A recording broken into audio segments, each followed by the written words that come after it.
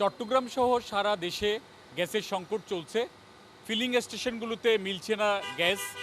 দীর্ঘক্ষণ সারিতে অপেক্ষা করেও তারা তাদের পর্যাপ্ত পরিমাণ গ্যাস পাচ্ছেন না। অনেকে সারা রাত পর্যন্ত অপেক্ষা করছেন। আবার বাসাবাড়িতেও মিলছে না গ্যাস, এ কারণে জ্বলছে না চুলা। শিল্প কলকারখানাও চাহিদা অনুযায়ী গ্যাস পাচ্ছে না। তো এরই মধ্যে আজকে কর্ণফুলী গ্যাস ডিস্ট্রিবিউশন কোম্পানি লিমিটেডের পক্ষ থেকে একটি সুসংবাদ জানানো হয়েছে।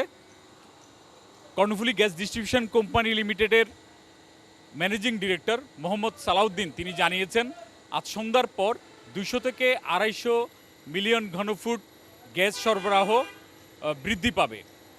তিনি সাংবাদিকদের যেটা জানিয়েছেন যে মহেশখালী ভাসমান গ্যাস টার্মিনাল থেকে এতদিন যান্ত্রিক ত্রুটির কারণে পর্যাপ্ত পরিমাণ গ্যাস সরবরাহ করা যাচ্ছিল না। তবে দেশি বিদেশি প্রকৌশলী এবং টেকনিশিয়ানরা মিলে কাজ করে সেখানকার একটি বয়লার এরই মধ্যে ঠিক করা হয়েছে এবং সেটি থেকে আজ সন্ধ্যার পর 200 থেকে 250 মিলিয়ন ঘনফুট গ্যাস সরবরাহ করা হবে। এতে জাতীয় গ্রিডে গ্যাসের সরবরাহ বাড়বে। তবে আরেকটি বয়লার সেটি ঠিক করতে আরও 2 থেকে 3 দিন সময় লাগবে।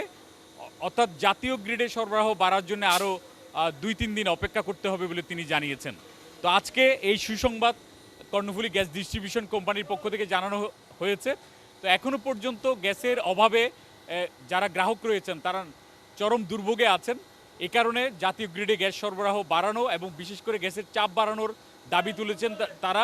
এই সরবরাহ বাড়লে মানুষের যে সংকট এবং দুর্ভোগ চলছে সেটি কমবে মনে করছে যারা সাধারণ গ্রাহক রয়েছেন তারা।